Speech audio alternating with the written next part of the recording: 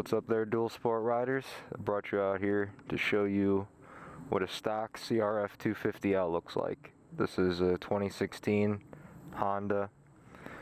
I absolutely love this bike, but I'm out here to talk about some of the pros and cons for the stock model.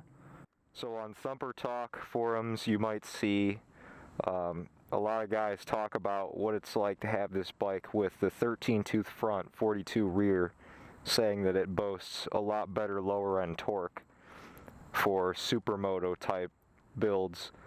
And I haven't tried that yet, but I'm going to. It goes pretty well on street roads. I mean, it's not a highway machine at all. In my opinion, if you're looking to buy this kind of bike for a commuter, just don't, because for $5,000 you should really be looking at the used cruiser market if you know you're going to be riding on the highway. It's really not made to go on the highway. People will tell you it cruises at 65 and 70 miles an hour just fine, but coming from a cruiser background, my last bike was a 2014 Honda CRF250L. That bike did fine on the highway. This 250 struggles very much. You shouldn't be riding this if you're going to be commuting long distances. Different than, say, jumping from exit to exit, you know, like a one city over kind of deal. Wanted to take the camera off and just give you a little bit closer of a look at the bike. And it looks really clean. I mean, this is not a bad looking bike, stock. The only thing that I don't like so far is that rear fender. And I'm going to be looking at getting the Yoshimura rear fender eliminator. I will post videos of all the modifications I do to the bike, not just after they're done, but I'm going to try and video when I actually install them so that if I run into any problems, you guys can see all that as well.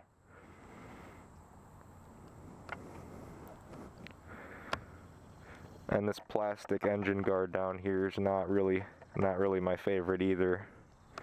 Probably replace that.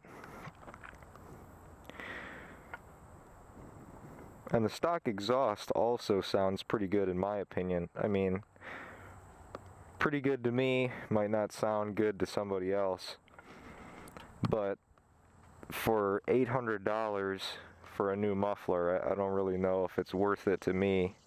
Being that this bike only produces 17 horsepower, I don't see the real benefit in terms of performance installing an exhaust on this bike. It would really just be for aesthetics and sound. Speaking of sound, I'm going to go ahead and start this up for you. It's pretty quiet back here. But I do have my microphone tucked in my helmet, so hopefully you can hear this well. I just got this bike. As you can see, it's only got 300 miles on it, so it hasn't reached its first service yet.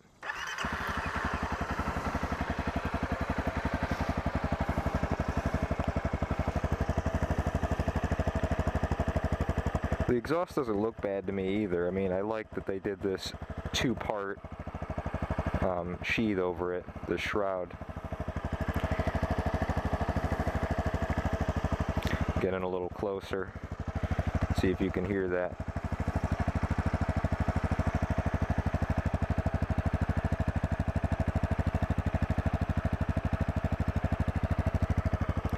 Get a little bit of a rev now. It's already warmed up.